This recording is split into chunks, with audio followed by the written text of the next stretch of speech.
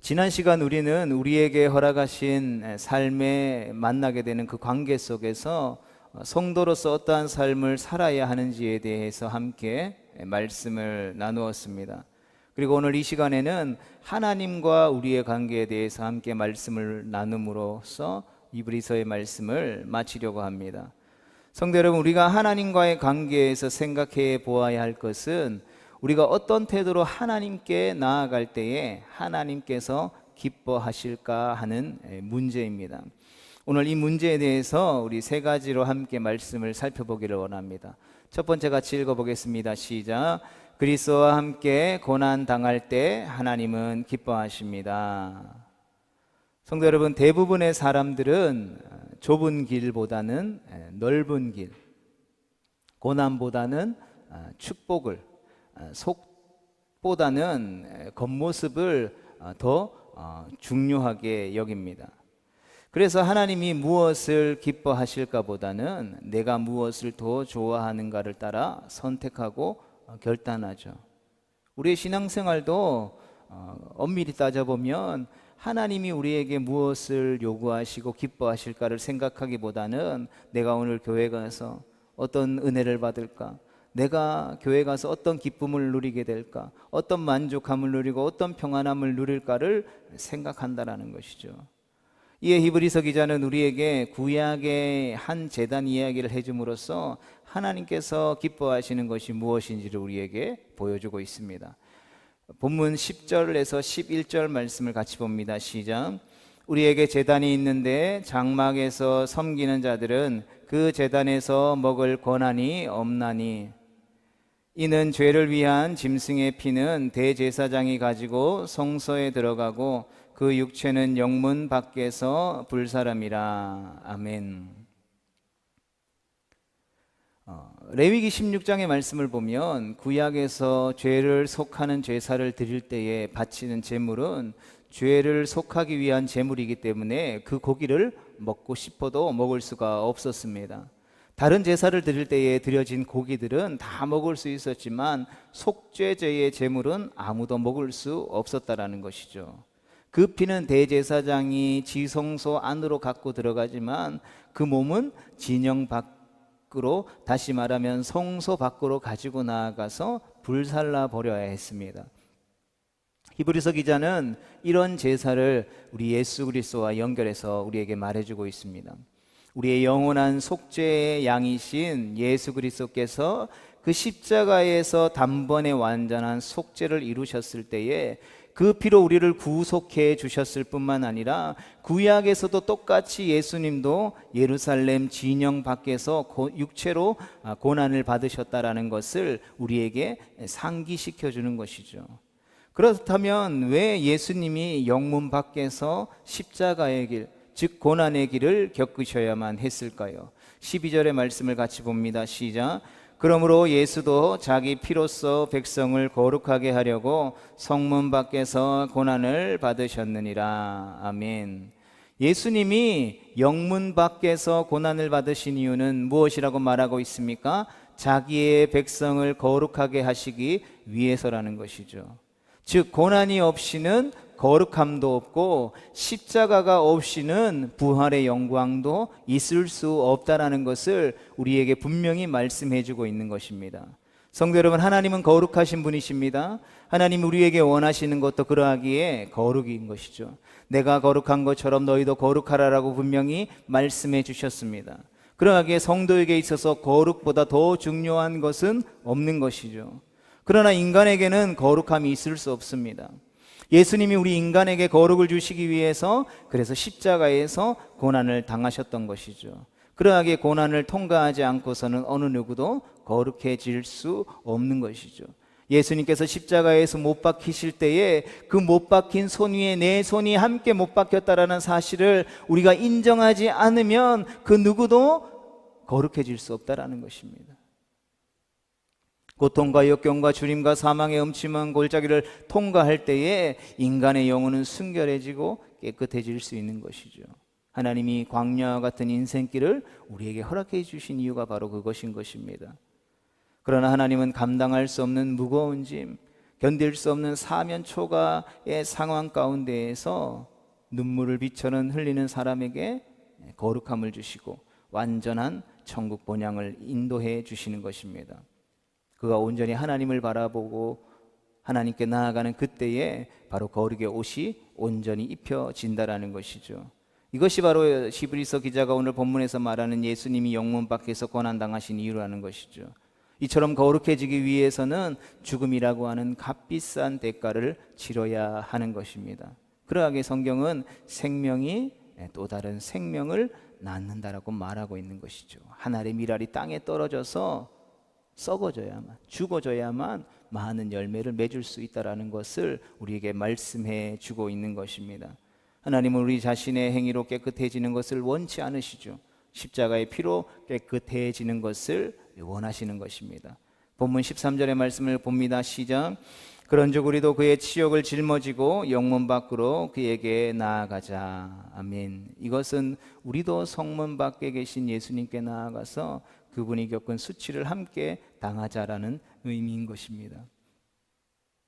마태복음 16장 24절에서 예수님은 아무든지 나를 따라오려거든 자기 십자가를 지고 나를 따르라라는 말씀을 우리로 하여금 생각나게 하시는 것이죠. 이처럼 고난에 동참하는 사람을 하나님이 기뻐하시는 것입니다. 그냥 단순히 내가 죄를 지어서 그 죄에 대한 죄값을 치르는 것을 말하는 것을 여기서 이야기하는 고난으로 이야기하지 않는다라는 것을 기억해야 합니다. 예수님과 함께, 예수님 때문에, 예수님을 위해서 고난받는 삶을 살 때 하나님은 그러한 삶을 살아가는 당신의 백성을 기뻐하신다라는 것입니다. 그러하게 우리가 우리에게 허락하신 삶을 살아갈 때에 예수님 때문에 억울한 일과 고난을 당한 적이 있습니까? 때로는 예수님 때문에 져야 할 무거운 짐을 지고 있습니까? 하나님이 그것을 기뻐하신다라는 것이죠. 그리고 그러한 짐을 지고 고난을 당하는 우리들을 그와 같이 버려두지 아니하시고 언제나 우리와 함께 하실 때에 세상 끝날까지 내가 너희와 항상 함께 하겠다라고 약속해 주시는 것입니다. 그러한 은혜가 우리 가운데 있게 되기를 주님의 이름으로 축복합니다. 그래서 성도 여러분, 하나님은 우리가 이 세상의 사람들과 똑같은 방법과 똑같은 가치와 똑같은 삶의 목표를 가지고 사는 것을 결코 원치 않으시죠. 하나님은 우리에게 세상과 정반대의 삶을 살기를 원하시는 것입니다. 여러분, 죽은 물고기는 흐르는 물결을 따라서 흘러가지만 여러분, 살아있는 물고기는 그 물결을 거슬러 올라가는 것입니다. 살아있는 그리스도인들은 이 세상의 모든 방법을 거슬러가며 죄와 싸우는 사람들입니다. 성경에 특별히 모세가 그러했죠. 히브리서 11장 26절에서 이 모세에 대해서 증언할 때에 그는 그리스도를 위하여 받는 능력을 애굽의 모든 보화보다 더 큰 재물로 여겼다라고 칭하고 있는 것입니다. 뿐만 아니라 디모데후서 2장 4절에서 사도 바울은 그리스도인은 자기 생활에 결코 얽매이는 자가 아니라고 분명히 우리에게 말씀하고 있는 것이죠. 그러하게 예수님을 믿는 성도는 이 세상에 살아가지만 이 세상의 방법이나 가치관을 따라 사는 사람이 아니라는 것이죠. 그러하게 성경이 말하는 성숙한 그리스도인은 예수님과 함께 고난받기를 좋아하고 세상을 따르지 않으며 어떠한 대가를 치른다 할지라도 주님을 따르며 하나님의 나라와 의를 추구하는 것이죠. 오늘 우리 보민이와 총명이와 함께 말씀을 나눌 때도 그 마가복음 9장에 나오는 예수님께서 누가 더 크냐라고 논쟁하며 다투고 있는 제자들에게 어린아이 하나를 데려와서 이 어린아이와 같은 자들을 영접하는 것이고 나를 영접하는 자이고 그가 하나님 나라에서 큰 자라고 말씀해 주셨죠. 여러분, 당시의 어린아이는 어떤 존재였습니까? 이런 불필요한 존재였다라는 거예요. 살아가는데 도움이 안 되는 존재였기 때문에 사람의 숫자를 셀 때도 당시의 사람들은 어린아이들을 숫자에 넣지 않았어요. 왜요? 불필요한 존재이니까. 의미가 없는 존재라고 생각했다라는 것이죠. 그런데 그러한 세상의 가치와 정면으로 대치되는 어린아이를 자신의 옆에 앉히시고 이런 어린아이를 영접하는 사람, 소위 말해서 세상의 가치대로 성공하기 위해서, 출세하기 위해서, 명예를 얻기 위해서 나아가는 것이 아니라 가정 낳고 천한, 도움이 필요한 약자와 병자들을 위해서 그들을 섬길 때에 그가 천국에서 큰 자, 하나님의 나라에서 큰 자라고 분명히 말씀해 주셨다라는 것이죠. 이것이 무엇을 의미하는 것입니까? 예수님을 믿는 사람들은 세상 사람들이 살아가는 삶의 방식과 전혀 다른 삶을 살아가야 한다는 것을 분명하게 말씀해주고 가르쳐주고 있는 것이죠. 그리고 하나님은 이런 사람들을 좋아하시고 이런 사람들과 함께 좋은 관계를 맺기를 원하시고 당신의 보화들을 베풀어 주시기를 원하신다라는 것이죠. 바라기는 우리가 모두가 그러한 하나님의 백성 되어질 수 있게 되기를 주님의 이름으로 축복합니다. 우리 두 번째 같이 읽어보겠습니다. 시작. 하나님이 원하시는 참된 제사를 드릴 때에 하나님은 기뻐하십니다. 본문 14절, 우리 15절, 16절의 말씀을 같이 봅니다. 시작. 우리가 여기에는 영구한 도성이 없으므로 장차 올 것을 찾나니 그러므로 우리는 예수로 말미암아 항상 찬송의 제사를 하나님께 드리자. 이는 그 이름을 증언하는 입술의 열매니라. 오직 선을 행함과 서로 나누어 주기를 잊지 말라. 하나님은 이 같은 제사를 기뻐하시느니라. 아멘. 성도 여러분, 참된 제사, 참된 예배를 드리는 것이 하나님과의 좋은 관계를 맺는 것, 하나님께서 기뻐하시는 것이라고 오늘 성경이 강력하게 우리에게 권면하고 있는 것이죠. 그렇다면 누가 참된 예배, 참된 제사를 하나님 앞에 올려드릴 수 있겠습니까? 이 세상의 영구한 도성, 이 세상이 영원히 변하지 않는 유토피아를 만들려고 하는 사람들에게는 결코 참된 제사를 드릴 자격이 없다라고 분명히 말하고 있는 것이죠.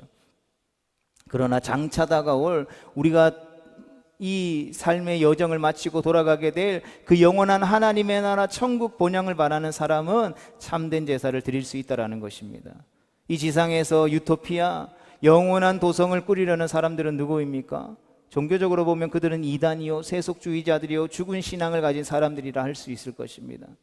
권력을 추구하는 사람들은 이 땅의 왕국을 만들기를 원하죠. 정치의 왕국, 돈의 왕국, 황금의 왕국을 만들려고 한다라는 것입니다. 여러분, 그런 사람들에게 참된 제사가 있을 수 있겠습니까? 없다라는 것이죠.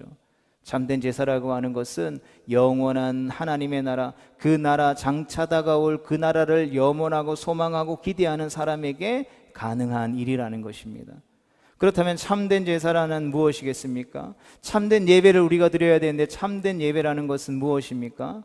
그것은 바로 구약에서 짐승을 드리는 제사를 말하는 게 아니죠. 두 가지의 제사를 말합니다. 15절의 말씀을 봅니다. 시작.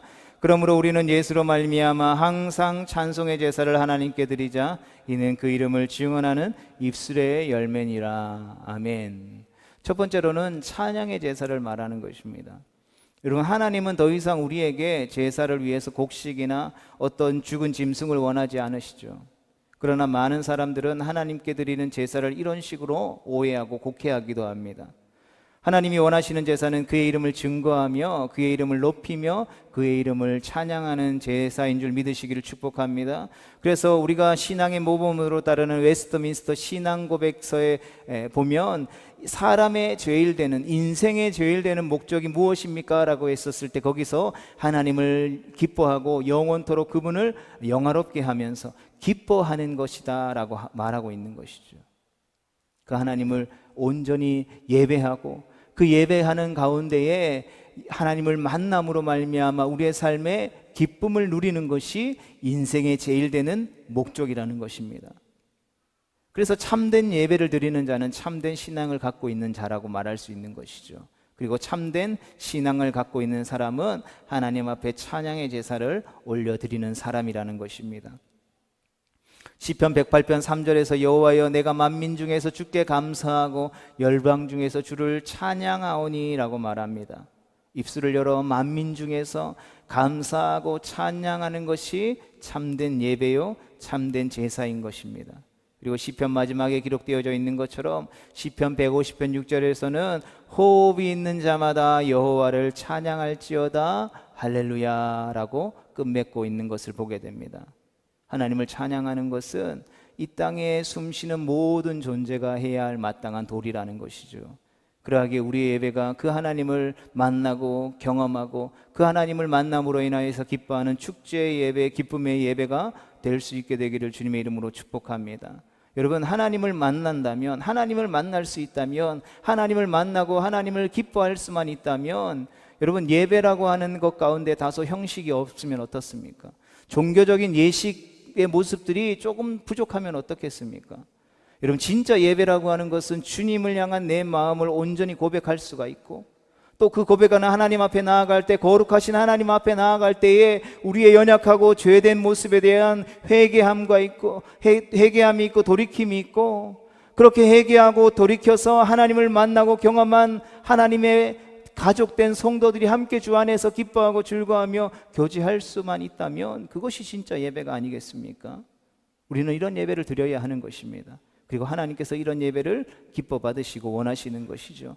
찬양 속에 말씀이 있고, 찬양 속에 권능이 있고, 찬양 속에 기쁨과 감사가 넘치는 이렇게 하나님을 만나는 예배가 진정한 예배라는 것입니다. 우리의 예배가 이런 예배가 될 수 있기를 축복합니다. 예배를 드리는 사람들의 어떤 세상의 지위나 위치에 대해서 물을 필요가 없습니다. 어디서 왔는지, 어느 나라에서 왔는지 물을 필요도 없는 것이죠. 예배는 어린아이와 같은 주님을 만나고자 하는 심령을 가진 사람들이 모이는 것입니다.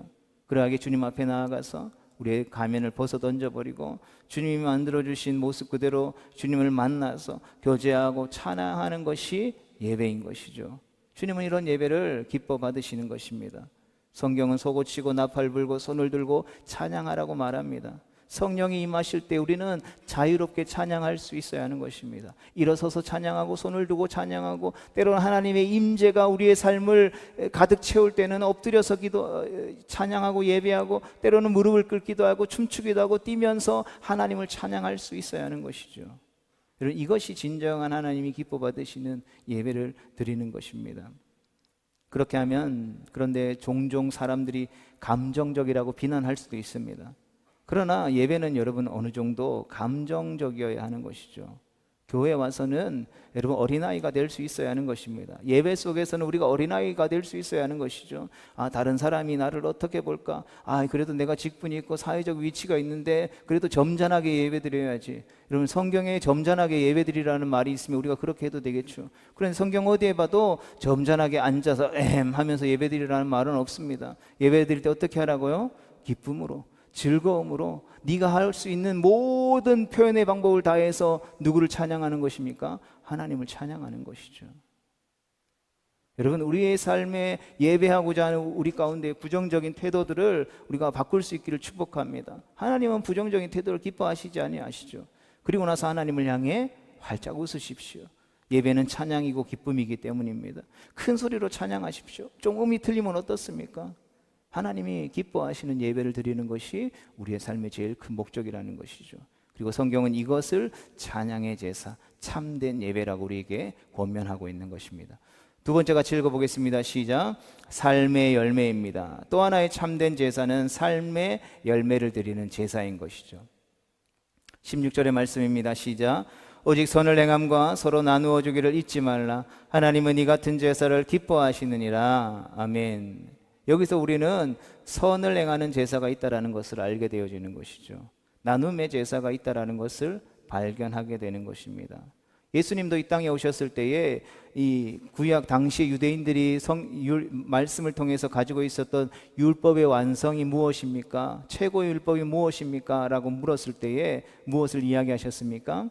하나님을 사랑하고 이웃을 사랑하라 라는 두 가지의 완성된 율법의 개념을 주셨죠. 그러니까 앞에서 말씀드린 찬양의 제사, 기쁨의 제사가 하나님을 사랑하는 것이라면, 바로 두 번째 참된 예배의 핵심 요소는 바로 삶의 열매라는 것입니다.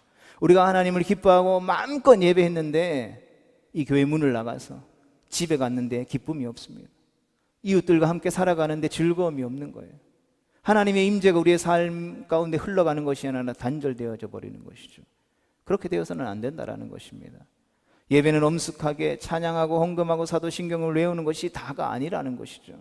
물론 그것도 중요하죠. 그러나 진정한 예배라고 하는 것은 나아가서 선을 행하는 것입니다. 서로 통용하는 것이고, 서로 나누어주고, 서로 약한 사람을 붙들어 주는 것이죠.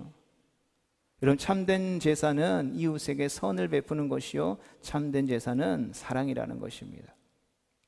요한일서 4장 20절의 말씀 봅니다. 시작. 누구든지 하나님을 사랑하노라 하고 그 형제를 미워하면 이는 거짓말하는 자니, 보는 바 그 형제를 사랑치 아니하는 자가 보지 못하는 바 하나님을 사랑할 수 없느니라. 아멘. 성도 여러분, 진정한 예배는 어떤 것입니까? 바로 선을 행하는 것이라는 것입니다.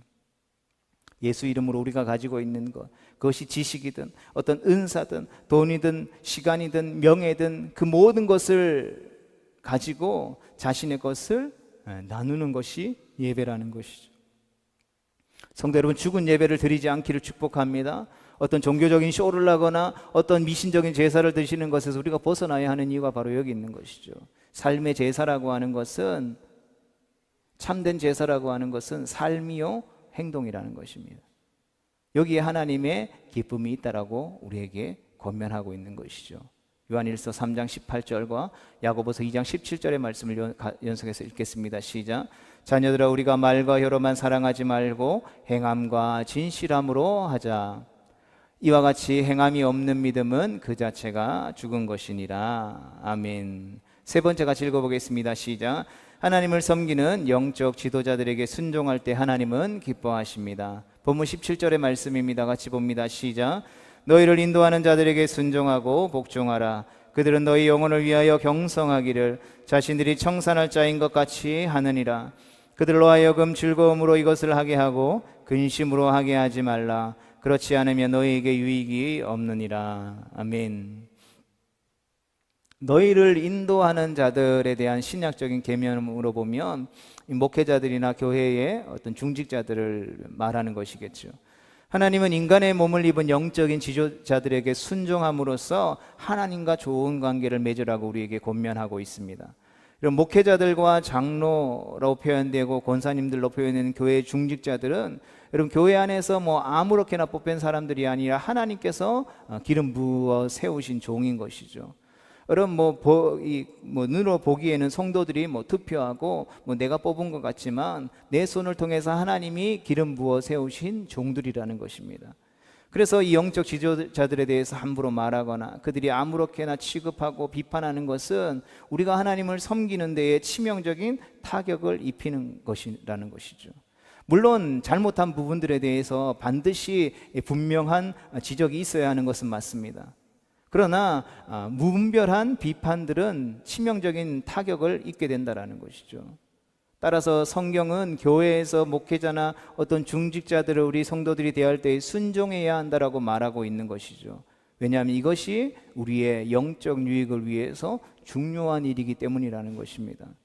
그러나 오늘날 성도들은 이것을 잃어버리기 시작했죠. 이는 영적 지도자들의 그 위치를 바르게 지키지 않은 어떤 도덕적인 영적인 타락과 연약함 때문일 수도 있을 것입니다.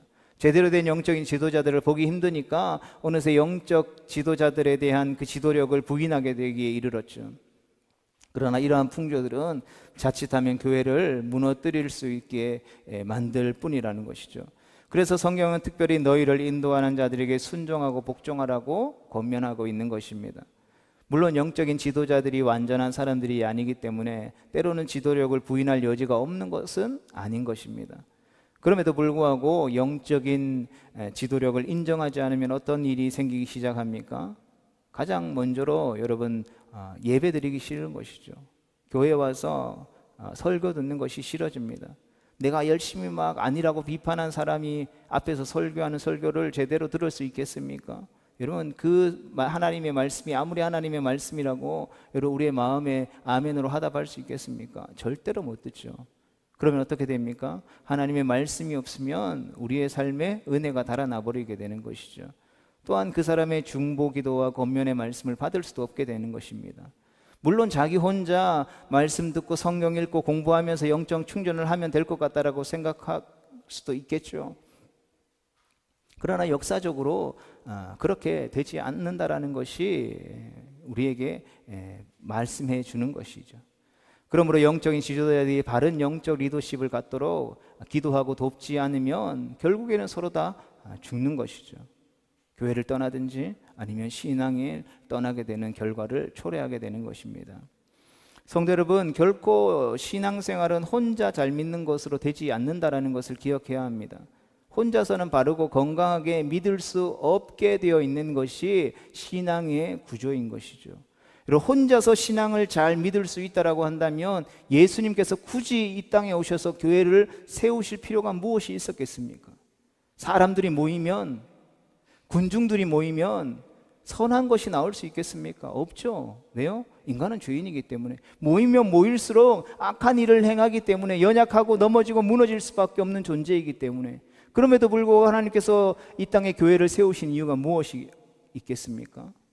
이 교회 안에, 이 성도의 교제 안에 함께 주님의 몸을 세워가는 그 과정 가운데에 주님의 놀랍고 위대한 비밀들을 숨겨 놓으셨기 때문이라는 것이죠.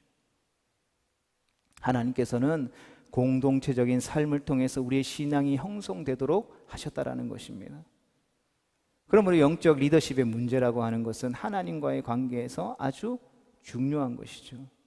여러분, 한나가 하나님 앞에 간절히 아들을 달라고 기도할 때에 그때 당시에 엘리 제사장은 소위 말해서 영적으로 타락한, 단물 다 빠진 아무런 의미 없는 제사장이었다라는 것이죠. 하지만 그러한 엘리 제사장을 통해서 하나님께서 사무엘을 주셨다라는 것이죠. 한나가 그의 말을 듣고 다시는 마음에 그것과 똑같은 근심을 하지 않고 삶의 자리로 돌아갔다라는 것을 기억해야 할 것입니다. 여러분, 교회의 영적 지도력을 살리고 그 권위가 세워질 때에 말씀의 권위가 서게 되는 것입니다. 여러분, 그렇다고 한다면 영적 리더로 부름받은 목회자들과 교회 중직자들의 역할은 무엇이겠습니까? 바른 진리의 말씀을 선포하고 허락하신 성도들을 위해서 기도하고 영혼을 사랑하고 그들의 허물과 죄를 자기 죄인 것처럼 회개하고 그들이 바른 길을 갈 수 있도록 돌보는 것이죠. 그런데 한국 교회는 잘못된 관습이 하나 있습니다. 옛날부터 조선 시대부터 시작해가지고 이제 6.25 거치고 보릿고개 거치고 산업화 시대를 거치고 하면서 잘 배우지 못했잖아요. 잘 먹지도 못했고. 그런데 목회자들은 이제 고등교육을 받았다고 했죠. 대학교도 나오고 또 신학대학교도 나와야 보통 이제 목회자가 되니까 시골에 초등학교 다 나온 사람들 중에 대학원까지 나온 사람이니까 그때 당시 60년대, 70년대, 80년대까지만 해도 대학 다니는 사람들이 그렇게 많지 않았잖아요. 그러다 보니까 많은 것을 요구하기 시작하는 것이죠. 교회 안에 소위 말해서 제일 먹물밥 먹은 사람이 목회자이니까 목회자에게 많은 것을 요구했죠. 그리고 당시 시대의 문화를 선도했던 사람들이 예수님을 믿는 사람들이었기 때문에 많은 어떤 문화적인 혜택들을 교회 안에서 보게 되었죠. 그러다 보니까 많은 역할들을 부여하게 되었습니다. 그런데 많은 역할들을 부여하다 보니까 어떤 일이 발생합니까? 부족한 모습, 연약한 모습들이 드러나는 게 되는 것이죠. 그래서 어느샌가 교회 안에 성도와 영적 리더들과의 관계가 서로 좋은 것을 나누는 사이가 아니라 서로 감시하는 역할로 부름받았다라고 착각하게 되죠. 그래서 막 신앙생활 열심히 하다가 장로님으로 딱 세워지면 뒷짐지고 목사가 잘하나 안 하나, 다른 성도들이 잘하나 안 하나 감시하고 판단하는 자리로 나아가게 되었다라는 것이죠. 여러분, 목사와 장로 그리고 교사로 세움받은 교회 공동체 안의 영적 리더들에 대한 성경의 초점은 무엇입니까? 전부 교인들을 돕는 영적인 영성 관리에 초점이 맞춰져 있다는 사실들을 기억하셔야 되는 것입니다. 여러분, 오히려 재정을 관장하는 행정적인 것은 집사님들에게 맡겼죠. 사도행전에 7 집사를 세운 이유가 바로 이러한 재정적인 것들을 돌보고 행정적인, 교회의 행정적인 것들을 돌보는 역할들로 이 집사님들을 세운 것이죠. 그리고 영적인 리더들은 최대 의무는 하나님의 말씀을 연구하고 기도하고 성도들을 돌보는 영성을 관리하는 일이었다라는 것이죠.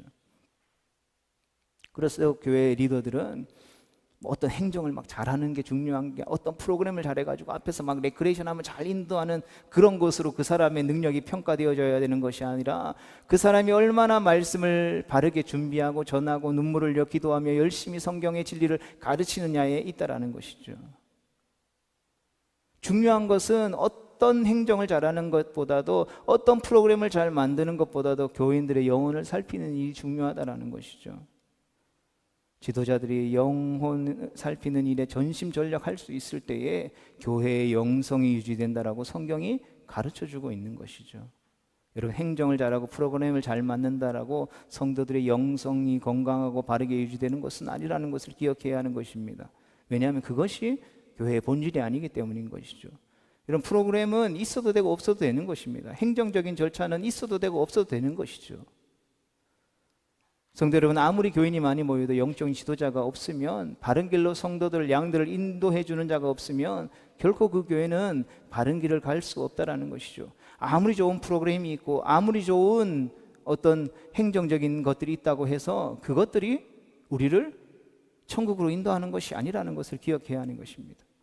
그래서 목사가 하나님 중심하지 않고 말씀 중심하지 않고 교회 중심하지 않으면 성도는 인본주의, 사회주의, 공산주의, 진화론과 같은 거짓 사상에 물들 수밖에 없다라는 것이죠. 하나님의 진리의 말씀을 왜곡시키는 것이죠. 그렇다면 성도들은 영적인 지도자들을 위해서 무엇을 해야 합니까? 오늘 성경은 두 가지를 해야 할 일을 우리에게 말해주고 있습니다. 첫 번째 같이 봅니다. 시작. 영적 지도자가 기쁜 마음으로 즐거운 마음으로 사역하게 하는 것입니다. 17절 하반절입니다. 시작. 그들로 하여금 즐거움으로 이것을 하게 하고 근심으로 하게 하지 말라. 그렇지 않으면 너희에게 유익이 없느니라. 아멘. 여러분, 근심하는 마음으로 목회하면 어떻게 진리의 말씀을 바르게 전할 수 있겠습니까? 그러하게 영적 지도자가 기쁜 마음으로 목회할 수 있도록 우린 도와야 되는 것이죠. 근심으로 목회하면 결국 누구에게 유익이 없다라는 것입니까? 성도에게 유익이 없다라는 것이죠. 결국 성도들이 손해보게 된다라는 것입니다.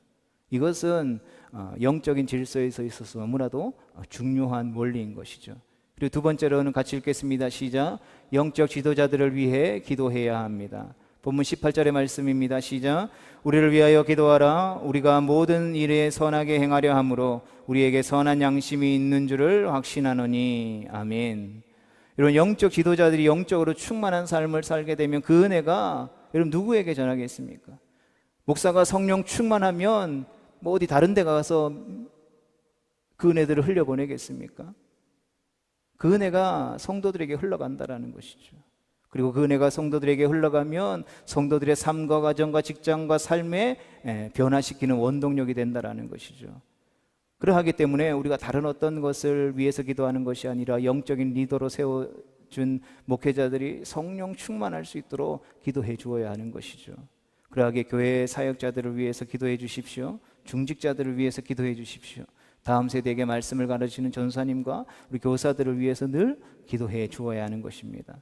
기도해야 하는 이유에 대해서 그 다음에 설명하고 있습니다. 바로 모든 일에 선하게 하려 함으로 우리에게 바른 양심이 있게 하기 위해서라는 것이죠.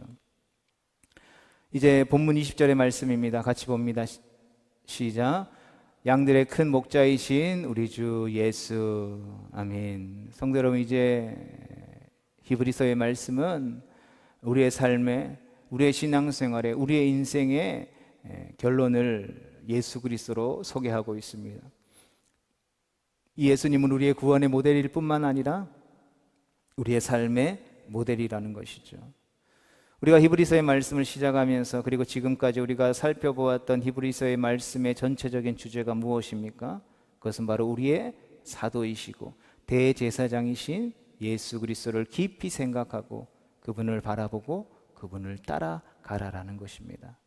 그러하게 히브리서의 말씀의 마지막 부분에서도 동일하게 우리의 목자 되시는 예수 그리스도를 우리에게 제시해주고 있는 것이죠.